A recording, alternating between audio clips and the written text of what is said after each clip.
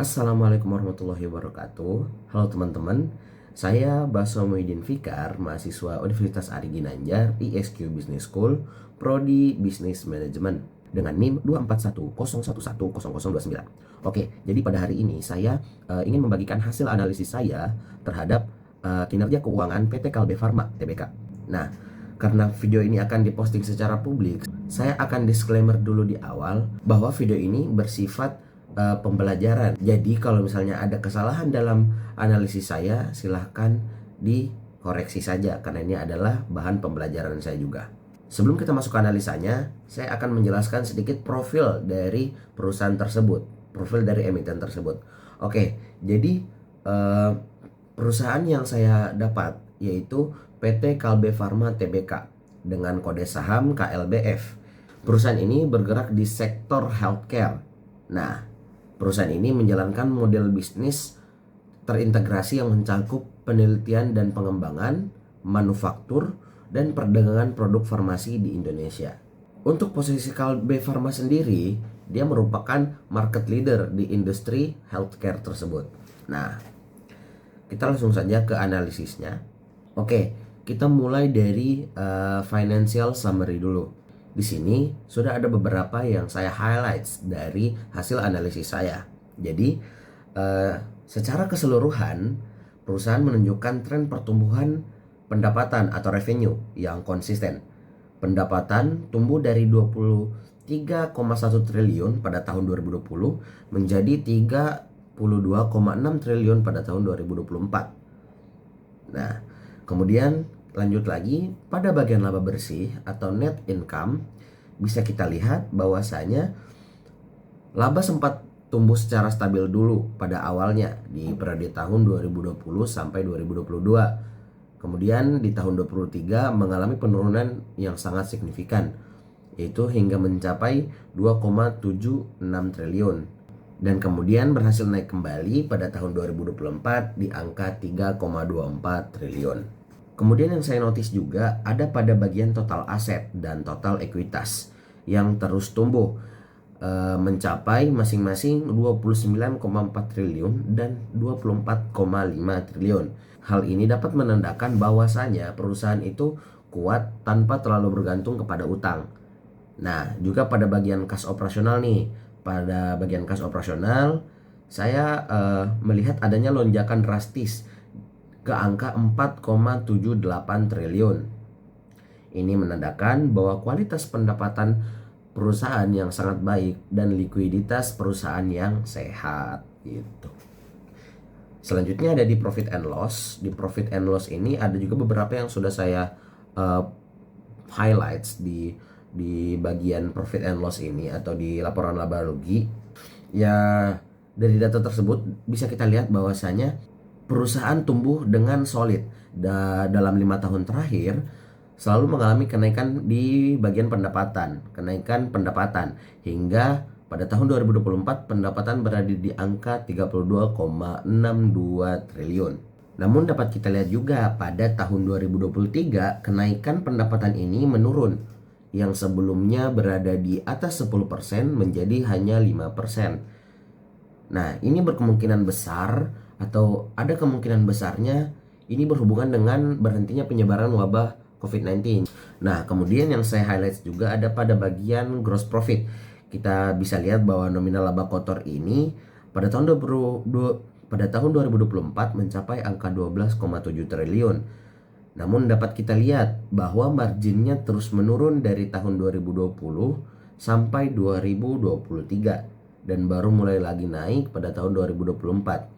Nah, hal ini dapat menandakan bahwa kemungkinan adanya kenaikan harga bahan baku yang permanen. Seperti yang sudah saya bilang tadi, karena adanya new normal, mungkin bahan baku mereka ada yang akhirnya mengalami kenaikan yang cukup, bisa dibilang namanya cukup permanen gitu. Jadi harganya sudah mulai berbeda lagi sejak pas pandemi. Nah, pada bagian operating expenses ada kenaikan pada R&D expenses. Nah, ini dapat menandakan bahwasanya perusahaan sangat aktif untuk berinovasi untuk masa depan. Oke, lanjut. Kemudian pada masih pada bagian operating expenses, dapat kita lihat bahwasanya tidak hanya pendapatan yang naik, tapi beban juga naik. Bahkan di tahun 2023 dan 2024, angka kenaikan beban lebih besar dibandingkan kenaikan pendapatan. Oke, kita lanjut ke balance sheet. Untuk balance sheet, seperti biasa saya udah ada beberapa yang sudah saya highlight. Jadi kita akan langsung bahas saja apa yang sudah saya highlight. Nah, yang pertama itu ada di bagian kas dan setara kas. Pada bagian kas dan setara kas ini terdapat terdapat tren positif yang dimulai pada tahun 2020 sampai tahun 2021. Namun mengalami penurunan drastis pada tahun berikutnya, yaitu pada tahun 2022 hingga tahun 2023. Kemudian naik lagi secara signifikan pada tahun 2024 dan menyentuh di angka 4,72 triliun. Nah, ini berarti bahwa perusahaan sedang memegang kas yang banyak pada tahun 2024. Nah, kemudian pada bagian total debt, bisa kita lihat bahwasannya pada tahun 2024 dipangkas hampir separuhnya atau setengahnya. Nah, pada total debt growth bisa kita lihat bahwasanya dia berkurang hampir 50%. Kemudian ada pada bagian total aset. Total aset tumbuh dengan stabil, meskipun pada tahun 2023 sempat turun. Tapi di tahun berikutnya naik dengan cukup signifikan dan menyentuh di angka 29,4 triliun. Nah, selanjutnya pada total ekuitas naik drastis hingga ke angka 24,59 triliun. Semua hal ini dapat diartikan bahwa perusahaan ini sangat kaya di kas atau di uang tunai dan hampir bebas dari utang. Mari kita masuk ke bagian rasio. Yang pertama ada rasio likuiditas. Ini kita mengukur bagaimana kemampuan perusahaan memenuhi kewajiban jangka pendek. Nah, yang pertama ada current ratio. Di bagian current ratio, seperti yang bisa kita lihat, rasionya selalu berada di atas angka 1, yang dimana itu adalah angka aman. Bahkan masih berada di angka batas ideal umum. Menurut yang saya cari di Google juga, bahwasanya idealnya perusahaan itu biasanya berada di angka 1,5 sampai 2,5. Nah, ini dapat kita artikan seperti setiap 1 rupiah utang yang jatuh tempo, perusahaan memiliki 3 sampai 4 rupiah aset lancar untuk membayarnya. Nah, ini berarti perusahaan sangat konservatif. Mereka menjaga aset yang sangat tebal. Kemudian bagian quick ratio. Nah, di sini meskipun stok barang kita tidak masukkan ke dalam perhitungan, tapi perusahaan masih mampu untuk melunasi utang lancarnya sebanyak 2,5 kali lipat. Nah, ini berarti likuiditas perusahaan tidak tergantung pada laku atau tidaknya barang yang dijualnya, gitu. Jadi yang ketiga pada bagian likuiditas ada cash ratio. Nah, dapat dilihat walaupun pada tahun 2022 sempat turun di angka 0,89, yang notabene itu turun di bawah angka 1, tapi dapat menguat kembali pada tahun 2024 di angka 1,13. Jadi dapat kita simpulkan bahwa uang tunai perusahaan, baik yang ada di bank maupun di kas, dalam 5 tahun terakhir sudah dapat mencukupi, bahkan lebih besar dari total utang lancarnya, jika kita hitung hanya dengan dari kasnya saja. Seperti itu. Oke, rasio yang kedua ada rasio solvabilitas. Nah, di rasio solvabilitas, yang pertama kita lihat adanya debt to equity ratio atau DER. Nah, di DER ini kita bisa lihat dalam 5 tahun terakhir, rasio ini selalu di bawah 1. Rentangnya bergerak dari 0,23 pada tahun 2020, kemudian terendah di 0,17 pada tahun 2023, dan terakhir di tahun 2024 berada di 0,20. Nah, angka 0,20 pada tahun 2024 berarti untuk setiap 1 rupiah ekuitas yang dimiliki atau modal, nah perusahaan hanya memiliki kewajiban sebesar 0,20 rupiah. Jadi hal ini dapat kita artikan bahwa pemegang saham memegang kendali penuh. Risiko perusahaan akan bangkrut karena gagal bayar utang itu hampir tidak ada, karena beban utangnya sangat kecil dibandingkan dengan modalnya. Kemudian yang kedua ada debt to asset ratio, yaitu DAR. Nah, DAR ini bisa kita lihat rasionya stabil di kisaran yang sangat rendah, yaitu di antara 0,15 sampai 0,19. Angka 0,16 atau 16% pada tahun 2024 menunjukkan bahwa hanya 16% dari total aset perusahaan yang didanai oleh utang. Jadi tidak sampai setengahnya, bahkan tidak sampai seperempatnya bahkan bagian dari perusahaan yang didanai oleh hutang. Dan sebaliknya, 84% aset perusahaan adalah milik perusahaan, murni milik perusahaan. Nah, hal ini berarti jika terjadi krisis ekonomi, aset perusahaan sangat aman dan tidak akan mudah disita oleh bank atau kreditur. Rasio yang ketiga ada di rasio profitabilitas. Nah, di sini ada 5. Yang pertama ada di gross profit margin. Nah, di gross profit margin dapat kita lihat bahwa nilainya mengalami penurunan mulai dari tahun 2020 sampai tahun 2023. Kemudian baru terjadi sedikit kenaikan lagi di tahun 2024. Meskipun begitu, fakta bahwa margin 2024 masih tercakup cukup jauh dibandingkan margin tahun 2020.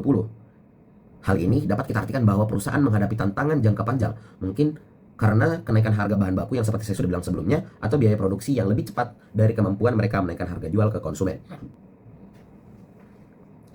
Kemudian ada operating profit margin. Nah, di bagian operating profit margin, kita sebut OPM aja ya. OPM bergerak mulai di angka 15,52% itu pada tahun 2020 hingga di titik terendahnya di 11,99% pada tahun 2023.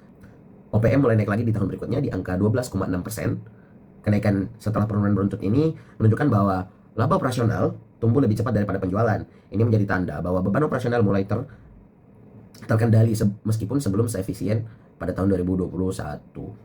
Selanjutnya ada net profit margin atau bisa kita singkat sebagai NPM. Nah, di NPM ini kenaikan hampir 1% di tahun 2024 adalah tanda positif. Yang hal ini menunjukkan bahwasanya manajemen berhasil melakukan efisiensi untuk memulihkan keuntungan. Namun, perlu dicatat bahwa setiap Rp100 penjualan, perusahaan kini hanya mengantongi Rp9,9, sedikit lebih rendah dibanding 4-5 tahun yang lalu, yang bisa mencapai Rp11-12.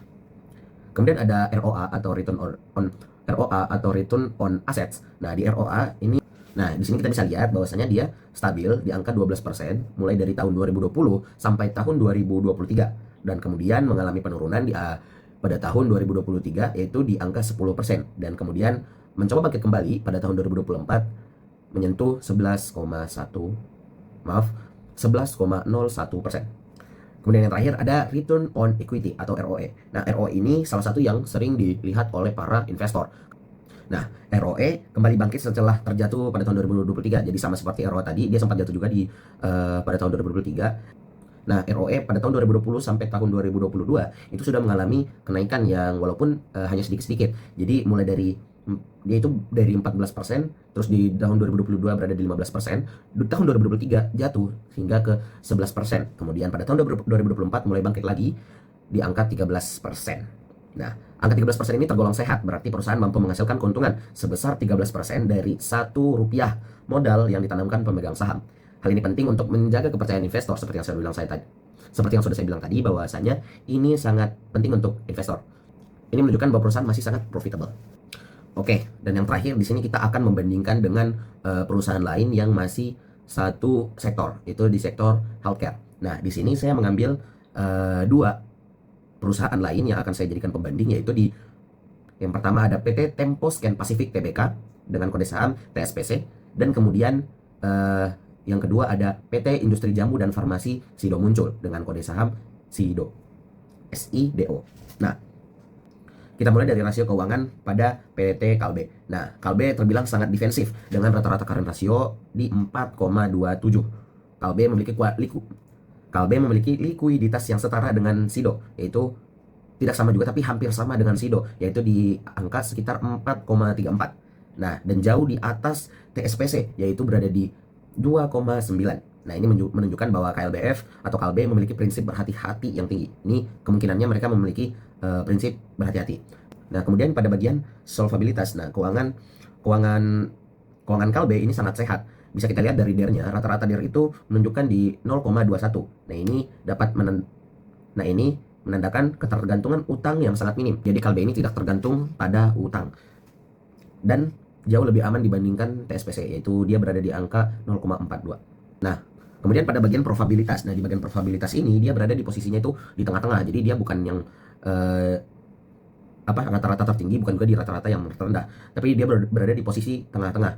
Nah, margin laba bersihnya atau NPM-nya itu rata-ratanya ada di 10,93%. Itu lebih unggul jika kita bandingkan dengan TSPC yang berada di 8,45% dan juga masih sangat jauh di bawah SIDO, yaitu di angka 28,9%. Masih masih di rasio keuangan, kita akan masuk ke PT Tempo Scan Pacific Tbk.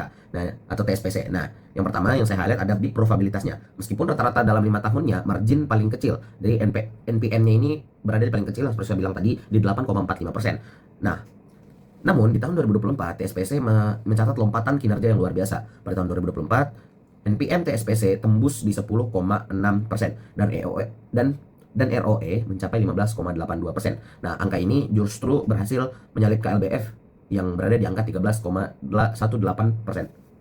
Itu di tahun yang sama. Kemudian yang saya highlight juga bahwasannya TSPC ini efisiensi terhadap asetnya. Nah, bisa kita lihat TSPC terlihat efisien dalam mencetak laba dari asetnya. Jadi dia mencetak keuntungan dari asetnya. Terlihat pada angka return on asset atau ROA yang mencapai 11,59. Ini sedikit mengungguli KLBF atau KLB tadi. Tapi ada risikonya juga. Risikonya ini di antara ketiga perusahaan ini TSPC bisa dibilang paling beresiko dengan DER rata-rata 0,42. Tapi angka ini masih tergolong sangat kecil teman-teman, karena DER yang nggak bagus itu atau yang saya tahu ya itu di bawah 1. Oke. Masih di bagian rasio keuangan. Nah, di rasio keuangan ini kita lanjut ke PT Sido Muncul. Nah, di Sido ini probabilitas Sido itu berada di liganya tersendiri karena memang dia probabilitasnya atau marginnya sangat tinggi, yaitu NPM mencapai 28,9%. Nah, ini hampir 3 kali lipat dari margin KLBF dan juga marginnya TSPC. Ini menunjukkan bahwa kekuatan brand dan efisiensi biaya produksi yang luar biasa. Kemudian pada bagian ROE, rata-rata ROE berada di angka 31,7%. Ini adalah yang tertinggi dari semuanya. Ini membuktikan bahwa Sido paling efektif memberikan imbal hasil bagi modal pemegang saham dalam kurun waktu 5 tahun terakhir dari tahun 2020 sampai 2024. Nah, di antara dari ketiga perusahaan tadi, Sido merupakan perusahaan yang paling sehat secara struktur modal dengan debt to equity ratio-nya itu terendah di angka 0,16 dan cash ratio tertinggi di angka 1,88. Nah, ini dapat kita artikan bahwa Sido nyaris tidak memiliki beban utang yang berarti. Oke, kita lanjut ke growth analysis. Jadi kita menganalisis pertumbuhannya. Nah, yang pertama kita ke Kalbe dulu, PT Kalbe. Nah, pendapatan tertinggi PT Kalbe. Nah, Kalbe mencatat rata-rata pertumbuhan pendapatan paling tingginya itu sebesar 7,66%. Jadi pertumbuhannya itu rata-ratanya berada di 7,66%. Ini mengungguli Sido yang berada di angka 5,51% dan TSPC yang berada di 4,48%. Ini membuktikan bahwa dominasi pasar KLBF atau Kalbe sebagai market leader itu terus membesar dan memang terbukti bahwa dia adalah seorang market leader. Kemudian yang kedua yaitu pada tahun 2024 menjadi momen rebound. Ini bukan hanya untuk Kalbe saja, tapi ketiga perusahaan tersebut mengalami rebound di tahun 2024 karena seperti yang saya bilang mereka adalah healthcare dan ini 2024 adalah tahun pertama Indonesia menjadi normal kembali sejak adanya wabah virus COVID-19. Nah, pada tahun 2024 menjadi momen rebound penting di mana laba bersih tumbuh sampai 17,13%. Ini membalikan kinerja negatif tahun 2023 yang berada di angka minus 18,2%. Jadi kinerja pada tahun 2023 itu memang rata-rata semuanya menurun. Nah, ini dapat kita simpulkan bahwa dalam 5 tahun terakhir rata-ratanya profil pertumbuhan Kalbe itu adalah yang paling stabil dibandingkan TSPC dan Sido yang bisa dibilang fluktuatif.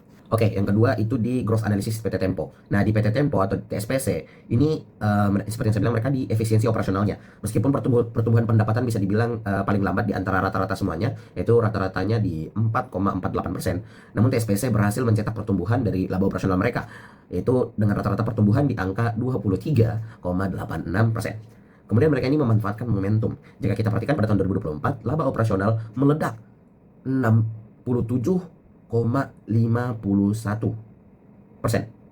Nah, ini menunjukkan bahwa adanya perbaikan margin atau efisiensi biaya yang masif. Jadi TSPC kesimpulannya TSPC tumbuh bukan cara menjual barang yang banyak. Ini hasil kesimpulan saya. Bukan dengan menjual barang yang banyak, tapi dengan cara menjual dengan lebih untung. Nah, pertumbuhan laba bersih rata-ratanya berada di 21,76. Ini jauh di atas KLBF dan Sido. Oke, kemudian yang terakhir di growth analysis itu di PT Sido Muncul. Nah, di PT Sido Muncul ini dia itu sifatnya volatilitas. Dia sempat mengalami penurunan yang dalam pada tahun 2022 sampai 2023, baik dari sisi pendapatan maupun laba. Jadi pada tahun 2022 sampai 2023 itu mengalami penurunan yang cukup dalam. Nah, kemudian akhirnya dia mendapatkan momentumnya. Sido berhasil melakukan turnaround yang sukses pada tahun 2024. Nah, laba bersih tumbuh menjadi 23,18% dan pendapatan naik hingga 9,9%. Angka pertumbuhan tahunan tertinggi di antara ketiga perusahaan untuk tahun 2024. Jadi kesimpulannya, meskipun rata-rata 5 tahun terlihat rendah karena terbebani kinerja buruk pada tahun 2022 sampai tahun 2023, tren jangka pendek 2024 menunjukkan bahwa SIDO kembali di jalur pertumbuhan yang agresif.